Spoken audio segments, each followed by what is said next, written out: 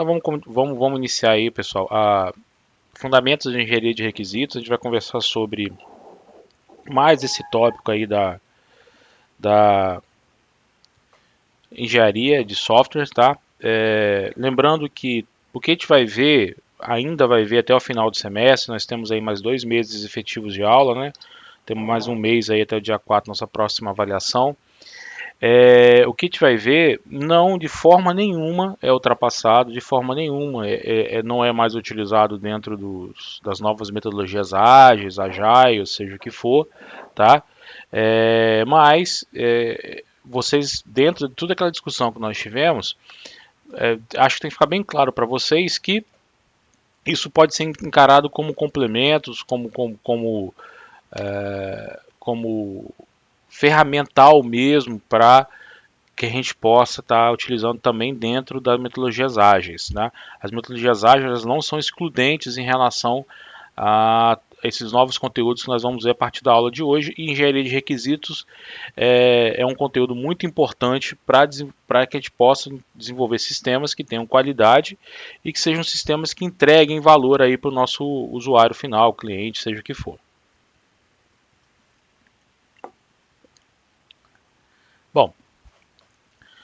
Bom, olha essa citação do Pressman, né? Eu sei que você pensa que entende o que disse, mas o que você não entende é que o que eu disse não é o que eu queria dizer. Parece um pouco confuso, mas é um dos grandes problemas que nós temos para capturar requisitos. Né? O que são requisitos, basicamente? São recursos, features, funções, funcionalidades que os nossos sistemas têm que implementar. E um grande problema que existe é a comunicação, tá? No sentido de se fazer entender. Na maioria das vezes, o usuário ele tem uma dificuldade muito grande de expressar aquilo que ele realmente quer. Tá? E existe aquela velha brincadeira do telefone sem fio. O usuário ele me repassa uma informação e eu entendo de uma forma. Então, existe um problema muito grande de entendimento e comunicação, tá?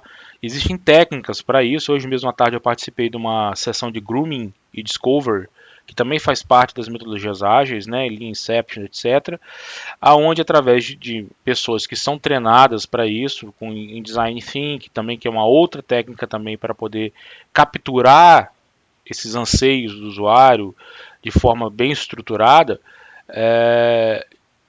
elas aplicam essas técnicas, que envolvem muita questão de psicossomática, psique, algumas atividades, algumas rotinas que você faz durante esses encontros para que a gente consiga capturar aquilo que o usuário quer, capturar aquilo que de fato tem que ser feito, tá? A parte mais difícil na construção de um sistema de software é decidir o que construir, outro problema muito grande. Às vezes o usuário ele vem com uma quantidade muito grande de requisitos e anseios, e não necessariamente aquilo que deve ser implementado. Tá? Uma coisa é o meu querer, outra coisa é aquilo que deve ser feito. Então, principalmente quando eu tenho softwares que vão responder alguma obrigação legal, ou alguma obrigação governamental, ou algum requisito legal, a gente tem que focar naquilo que exatamente tem que ser feito, definir aquilo que tem que ser feito. E existe uma coisa no software importante que é chamada escopo. O que é o escopo? Até onde esse software vai. Se eu não delimitar muito bem delimitado o escopo do software, ou seja, até onde o software ele vai atingir, para dizer que ele está pronto, eu acabo tendo um produto que nunca vai acabar. Tá? Eu não sei se alguém já participou de projetos assim, principalmente quem trabalhou em soft houses, aí, em empresas que desenvolvem softwares para terceiros, e aí entra em projetos com escopo muito aberto. Cara, isso aí é um perigo. É um perigo, principalmente utilizando metodologias clássicas ou metodologias não agile, né? Então é um perigo muito grande.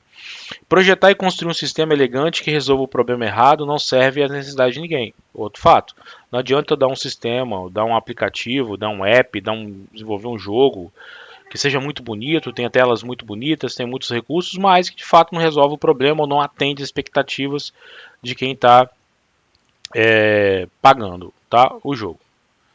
Bom, frequentemente produtos de software são entregues com atraso, isso é um fato, né? Isso é infelizmente é algo que permeia a TI como um todo, tá? A qualidade nem sempre é boa, sai muito mais caro do que foi orçado, funcionalidades que não são utilizadas, existe uma regra de Pareto, e aí o Jeff ele fala bastante isso, que 80% das funcionalidades de um software o usuário não vai usar, tá? Ou vai usar muito pouco, ok? Então aplica-se Pareto também nesses quesitos aí. Mas boa parte desses problemas vai estar alinhado muito com a questão dos requisitos do sistema, tá? Então, boa parte desses problemas não são todos os problemas, tá, pessoal? Não que necessariamente tudo é problema de requisito, tudo é problema de requisito do sistema, não. Mas boa parte desses problemas são oriundos de problemas de requisitos do sistema, requisitos errados, requisitos não devidamente cobertos, etc. Tá? Então, quando eu tenho softwares que são muito grandes, muito complexos, etc., os requisitos são um problema. Tá?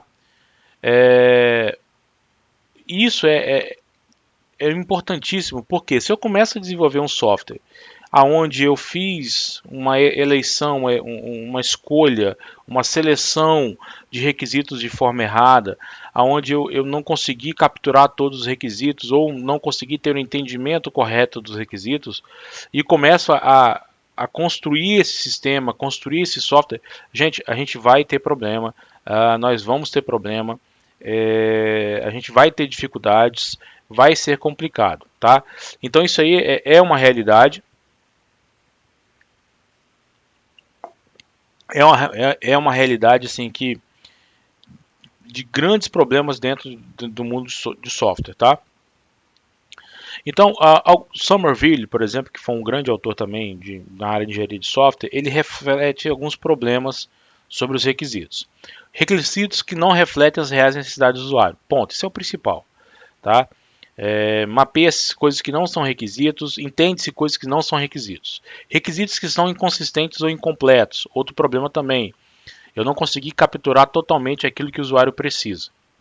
Mudança nos requisitos, tá? Isso aí infelizmente, isso aí é algo que vai acontecer. E aí, nesse caso aqui especificamente, a gente tem a questão das metodologias ágeis para responder esse tópico aqui do Somerville. Lembrando que isso aqui, quando o Somerville escreveu isso em 97, tá, gente? Falta de entendimento entre os usuários que definem os requisitos e os engenheiros de software. Isso aí também é importante. Muitas das vezes a gente entende que algo não é requisito e o usuário entende que é requisito. Ou algo que o usuário entende como não requisito e a gente entende que é requisito. Então tem que se chegar e é um acordo. Não é tudo que o usuário fala que é requisito, não é tudo que o usuário quer que tem que ser implementado. A gente também tem que ter um bom senso também de orientar o usuário que aquilo que ele está querendo não é um requisito plausível dentro do sistema, ou aquilo que ele exige como requisito não cabe no sistema. Então eu tive sistemas lá que o usuário queria exigir que um tempo de resposta médio de qualquer ação em tela era de 15 segundos. Então ele queria colocar isso como requisito do sistema, né? Um requisito do sistema. Para qualquer ação que eu realize em qualquer tela no sistema, eu tinha que ter um tempo de resposta médio de 15 segundos. Como é que eu vou medir isso? Como é que eu vou mensurar isso? Né?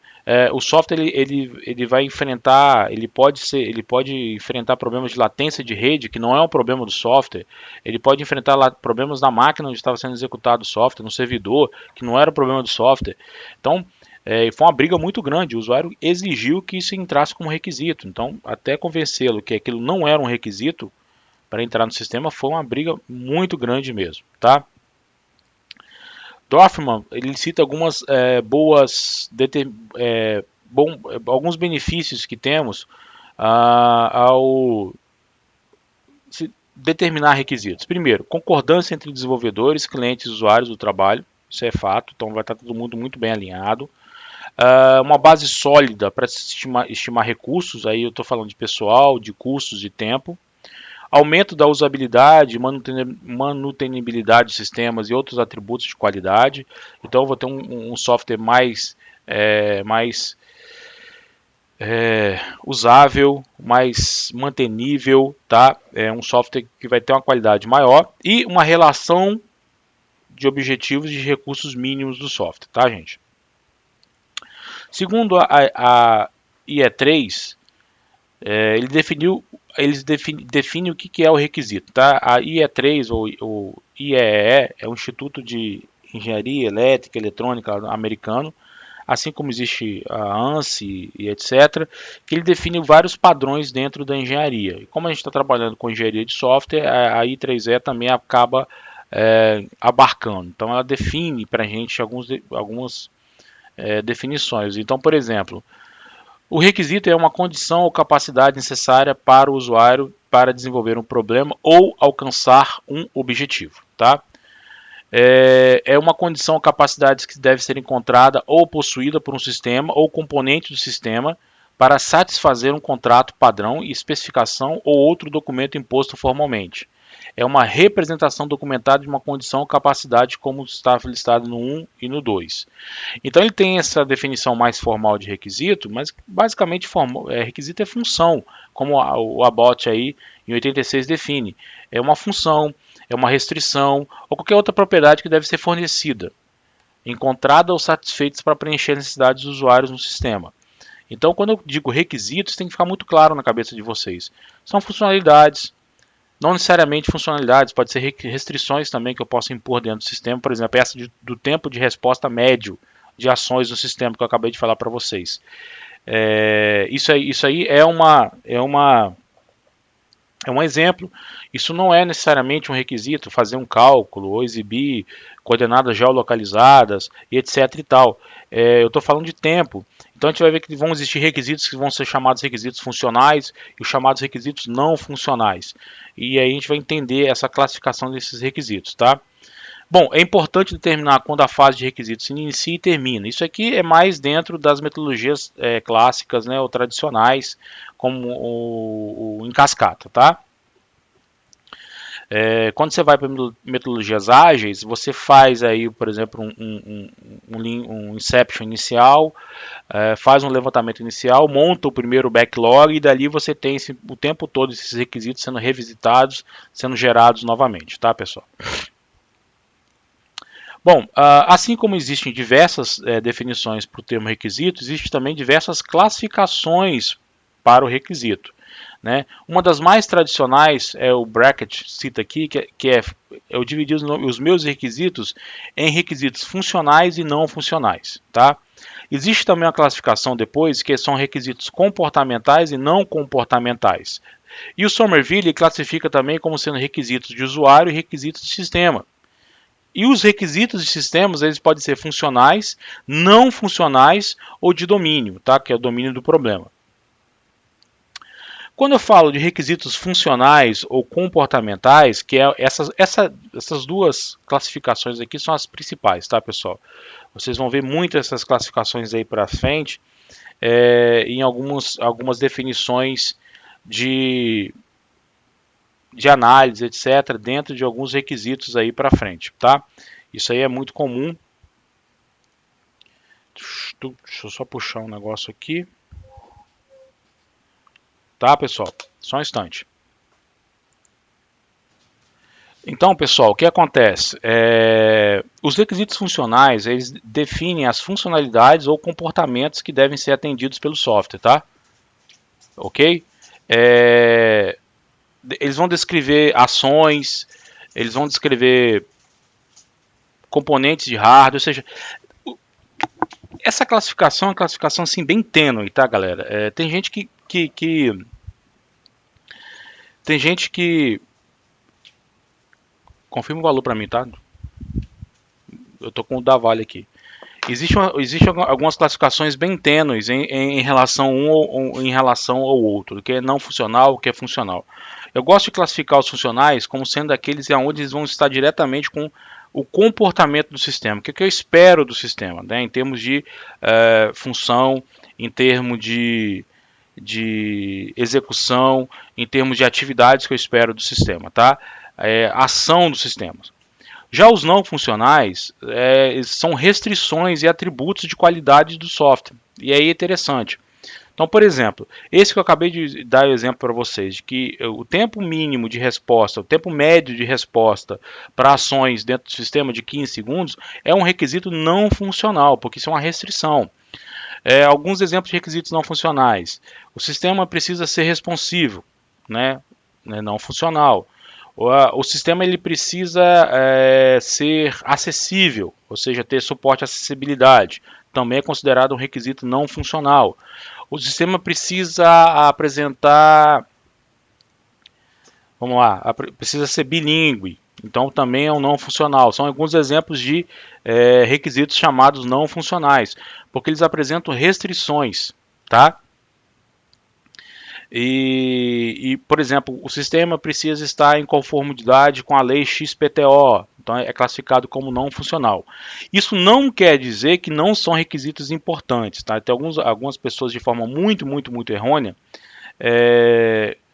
dão muito enfoque nos funcionais e acham que os não funcionais são requisitos de segundo nível ou requisitos não atrativos ou requisitos que não devem ser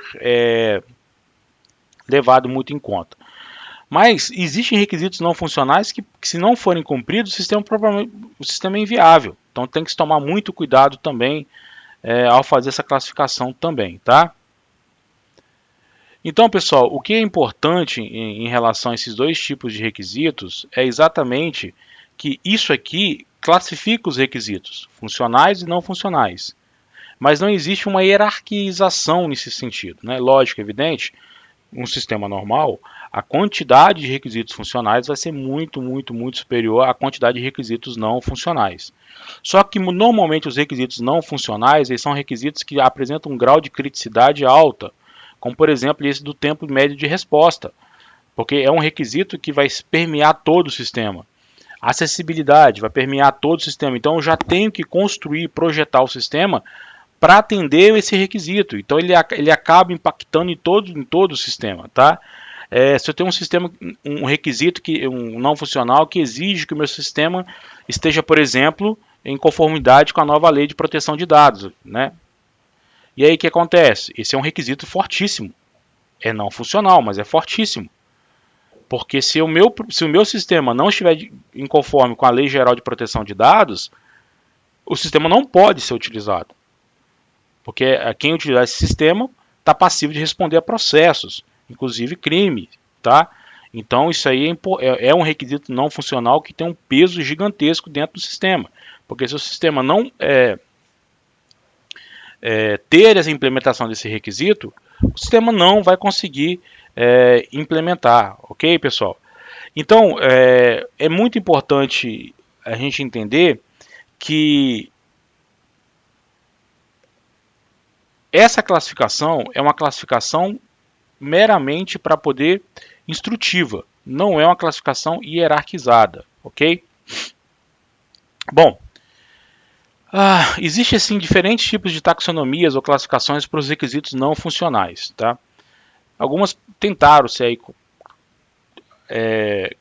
dentro dos requisitos não funcionais tentaram se aí arrumar uma forma de ajeitar isso.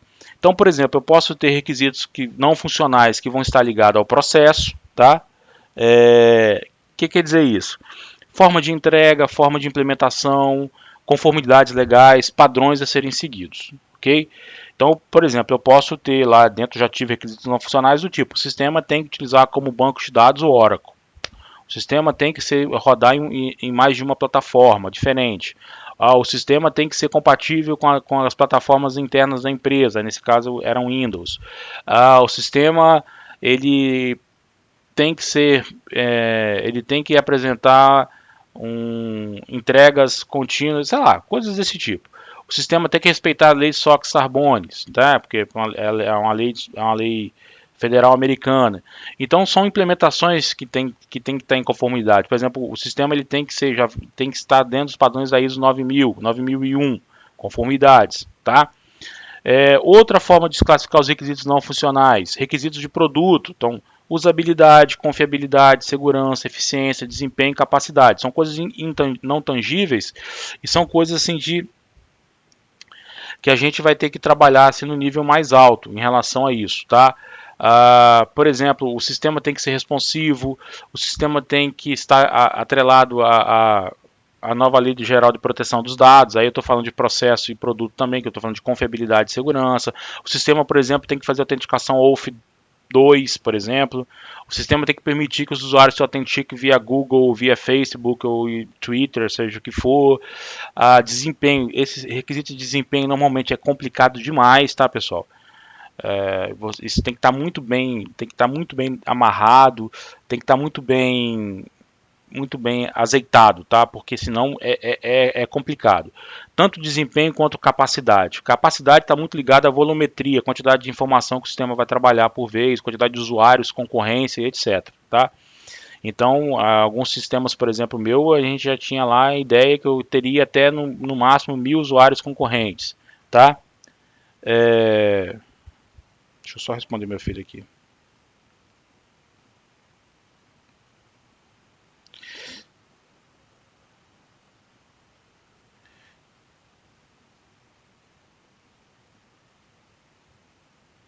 Então, pessoal, isso aí era algo que tem que estar muito bem azeitado, tá? Esses dois requisitos não funcionais aqui, desempenho e capacidade, cuidado, tá? Quando vocês se depararem com alguma proposta que tem esses dois aí juntos, né? Isso tem que estar muito bem amarrado. Vocês têm que amarrar muito bem o que o cara entende como desempenho, formas de medir esse desempenho, tem que estar muito bem descrito, tá? Não basta colocar que tem que ter X milissegundos de tempo de resposta de máximo de ação. Não pode. Né? Eu tenho que cercar muito bem essa estrutura, né? Em relação à capacidade, é a mesma coisa, tá? Requisitos externos relativos à interoperabilidade. Então, por exemplo, eu tenho que desenvolver um sistema que vai se comunicar com a API XPTO REST, não sei de que. Eu tenho que fazer um sistema que comunica com SAP. O sistema ele tem que ter uma interface implementar interfaces que possibilitam, sei lá, um OpenShift da vida puxar dados lá de dentro. São exemplos que eu estou fazendo para vocês, tá? E restrições legais aqui, ó, e econômicas também dentro do sistema. Bom, já a I3E, ela classifica os requisitos não funcionais, por exemplo, em requisitos de interfaces externas, desempenho, lógicos de bancos de dados, e aí está muito vinculado à frequência, recursos, restrições de integridade, retenção de dados, restrições de projeto, conformidade de padrões, e a questão de alguns atributos de qualidade, como confiabilidade, disponibilidade, segurança, manutenibilidade e portabilidade. Mais uma vez, são requisitos complicados. Por exemplo, disponibilidade. O sistema tem que ser rodável 24/7. 24/7 como? Né? Você lembra que tem disponibilidade de 99,9% ou 99,9999. Aquela quantidade de novos que vem depois da vírgula lá, aquilo é calculado. Aquilo não é coisa de marketing não, tá, gente? Aquilo que quer dizer o que? O sistema ele vai estar no ar, mas por ano ele pode ficar tantas horas fora do ar, ou tantos minutos fora do ar. A quantidade de nove, agora eu não me recordo mais, eu dei uma disciplina de qualidade uma vez, numa pós, eu tenho esses cálculos lá, essas definições. A quantidade de noves que vem depois do 99,9, 99,99% aquele ali me diz que em um ano, quantas horas aquele sistema pode ficar não operante, tá? Isso aí é fato. Não existe 100% de disponibilidade de sistema, tá?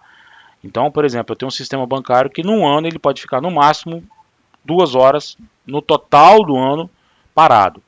Seja para manutenção, seja para liberar uma versão nova, seja para fazer qualquer tipo de manutenção no sistema, tá? Então isso aí são requisitos que vão estar ali muito vinculados também a essa questão de manutenção, tá? Bom, Somerville, como ele separa os requisitos de usuário e requisitos de sistema, e os requisitos de sistemas podem ser requisitos funcionais, não funcionais e de domínio, tá? Gente, isso tudo é classificação, tá? O que ele chama de requisitos do usuário seria algo mais de alto nível, que depois pode se desdobrar, ou seja, ele faz uma bagunça ali nas definições, mas as classificações clássicas mesmo são os requisitos funcionais e não funcionais, tá, pessoal? Como a gente acabou de falar aqui. Quando ele fala de requisitos de usuário, ele está falando que são requisitos exatamente de alto nível, que vão estar numa linguagem compreensível, que os usuários vão entender que que está sendo feito, normalmente em linguagens naturais, ou seja, escrito mesmo, texto corrido, tá? Com algum tipo de diagrama, para exemplificar alguma coisa, tá? Essas são descrições que o próprio usuário faz, tá? Isso é interessante porque os requisitos do usuário, quando a gente vai hoje para as metodologias ágeis, eles aparecem muito fortemente ligados ao que nós chamamos de uses stories, ou seja, histórias do usuário, tá? Aonde existe ali uma descrição das histórias em alto nível, aonde os usuários conseguem descrever de forma textual e falada o que eles imaginam, o que eles querem, mas não tem muito detalhamento, tá? O detalhamento ainda não é muito feito, não. O detalhamento é feito depois. No caso do Somerville, quando ele cria os chamados requisitos de sistema, aonde é feito o detalhamento, tá? Isso é importante. E onde é gerado um documento chamado documento de requisitos. Dentro desses requisitos de sistema, que oriunda dos requisitos de usuários, como está descrito aí, ou seja, são descrições detalhadas dos requisitos do usuário, ele faz a classificação em os requisitos do sistema são classificados em 3 categorias. Requisitos funcionais, são declarações de funções que o sistema deve fornecer, como deve reagir a entradas específicas e como deve se comportar em várias situações.